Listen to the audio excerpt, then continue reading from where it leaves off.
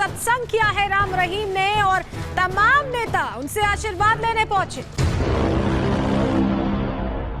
पिताजी आपका आशीर्वाद बना रहे। जी बेटा। और पहले भी आप करनाल आए थे और स्वच्छता का जो संदेश आपने दिया था उससे करनाल आगे बढ़ा है और आगे भी आप आकर करनाल को आगे बढ़ाएं। जी। स्वच्छता का जो संदेश दे फिर से सबको आशीर्वाद दे। हत्या और बलात्कार के आरोप में इनको करार ठहराया गया, 20 साल की सजा सुनाई गई। आज ये बाहर है। राजनीतिक स्वार्थ की हुआ है। तो क्या ये चुनाव का वास्तव में इसका कनेक्शन है? चुनाव अब ये इत्तेफाक है या ये विडंबना है या ये दुर्भाग्य है या ये सौभाग्य है कि बाबा को जो पैरोल फरोल मिलती है वो चुनाव के नजदीक ही मिलती है। मेयर साहिबा है वो इस प्रकार से और जो है वो आशीर्वाद मांग रही है कि ये दुर्भाग्य है।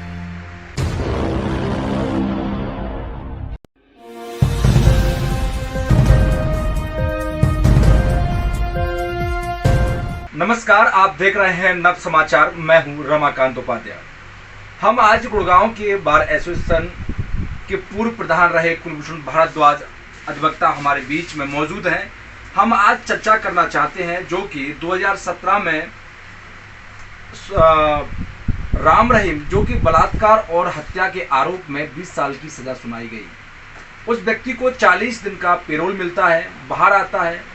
इसके पीछे राज क्या है? कई और भी ऐसे साधु महात्मा हैं जो बंद हैं इसी प्रकार के, परंतु उनको आज तक पेरोल क्यों नहीं? इन्हीं सब बातों को लेकर आज हम वकीलों से संवाद करना चाहते हैं कि इसकी सत्यता कितनी है और मिलना चाहिए पेरोल तो क्यों मिलना चाहिए, क्यों मिलती है, इन्हीं सब बातों के लिए। कुलभूषण जी, आपका स्वागत है नव समाचार में। नमस्कार। वकील साहब, मैं ये जानना चाहता हूँ कि ये वकीलों आजकल जो पेरोल मिल रहा है, इनको दूसरी बार, पहले फरोल मिला, इस बार पेरोल मिला है, पहले 20 दिन का मिला, इस बार 40 का मिला है, जबकि 2017 में इनको हत्या और बलात्कार के आरोप में इनको करार ठहराया गया, 20 साल की सजा सुनाई गई। आज ये बाहर है, तो आप अपने दृष्टि से कैसे देखते हैं? देखिए, कानून की नज़र के अंदर जो हम हमारी आईपीसी और सीआरपीसी कहती है ये सब समान है, चाहे वो किसी उच्च पद पर बैठा व्यक्ति हो, चाहे वो सामान्य स्तर का व्यक्ति हो, कानून सबके लिए बराबर है। लेकिन यहाँ पर जिस प्रकार से राम रहीम को जो पैरोल या फरलो दी जा रही है, उसके अंदर जो है वो राजनीतिक स्वार्थ की बू आ रही है। ऐसा आम जनमानस का, क्योंकि हमें अदालत के अंदर काम करते हैं और हमारे पास भी जो क्लाइंट है इस प्रकार के मुवक्किल हैं, उनके परिजन भी आकर हमसे सवाल करते हैं कि हमारे परिवार का बच्चा जिस भी आरोपों के अंदर वो अंदर है, उसको सजा हो गई, तो उसकी पैरोल के लिए हम धक्के खाते हैं और हमें पैरोल नहीं मिल पाती है। ऐसा क्या कारण है वकील साहब? वो हमसे आके पूछते हैं कि ऐसा क्या कारण है कि इस प्रकार के व्यक्ति को जिस पर अनेकों अनेक हत्याओं की उसमें सजा हो गई हो, बलात्कार के अंदर सजा हो गई हो, और उनको जो है बड़े आराम से पैरोल या फरलो मिल जाती है। आपने कहा कि राजनीति स्टैंड, वर्तमान में हरियाणा के अंदर उपचुनाव है आदमपुर में, उसके बाद जो 3 नवंबर को चुनाव हो जाएगा, उसके बाद पंचायती चुनाव है 9 से 13। तो क्या इन सब माहौल बनाने के लिए पिछली बार भी इनको फंड मिला, तब भी चुनाव था, तो क्या ये चुनाव का वास्तव में इसका कनेक्शन है? क्या राजनीतिक पार्टियां बाबाओं को बांट लिया गया है? देखो, जो बाबा का डेरा रहा सिरसा के अंदर, हमने वहाँ देखा दूरदर्शन के माध्यम से, समाचार पत्र के माध्यम से, कि चाहे किसी की भी सरकार रही हो, उसके मंत्री या उसके नेता वहाँ पर जाकर मत्था टेकते थे। ना केवल मत्था टेकते थे, अभी तो वहाँ पर आर्थिक सहयोग भी करते रहे हैं।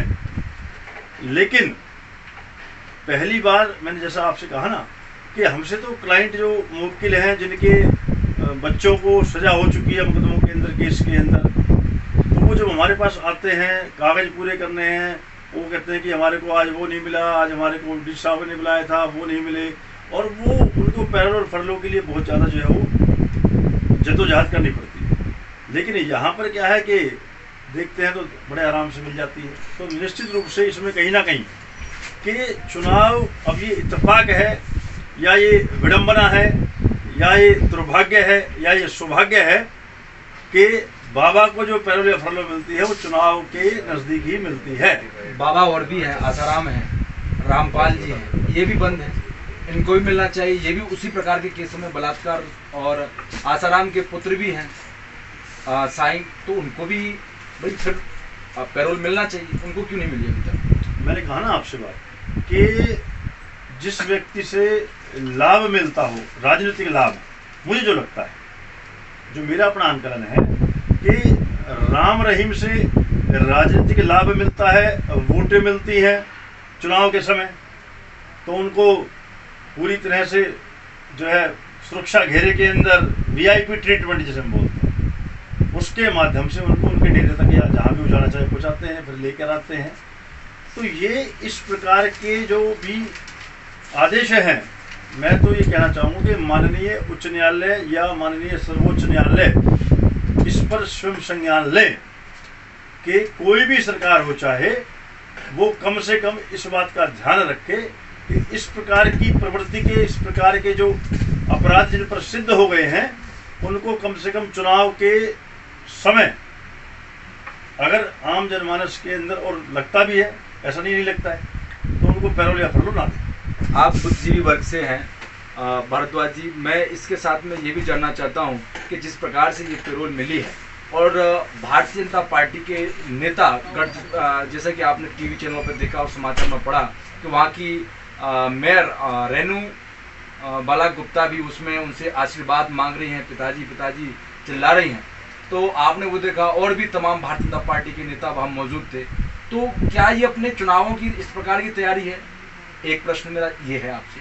दूसरा इसमें प्रश्न मेरा ये है, क्या ऐसे बलात्कारी और हत्या के आरोप लगे हुए व्यक्ति पर उससे क्या आशीर्वाद लेना चाहिए? मैंने आपसे कहा ना कि दुर्भाग्य है समाज का, ये विडंबना है।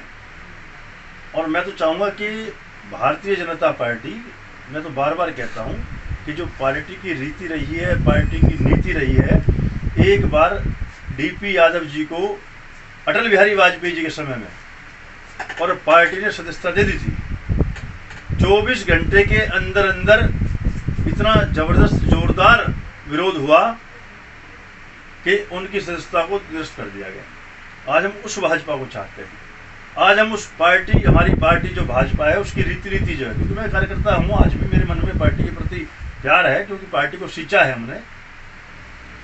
तो कहने का तात्पर्य ये है कि ये दुर्भाग्य है, ये पार्टी की जो सिंबल पर मेयर साहिबा है वो इस प्रकार से और जो है वो आशीर्वाद मांग रही है, तो ये दुर्भाग्य है। इससे क्या इस प्रकार के जो बलात्कारी और हत्या के आरोप जो दोषी हैं, क्या उनको बढ़ावा नहीं मिल रहा है? क्या जो क्राइम करेंगे इससे और क्राइम बढ़ेगा नहीं?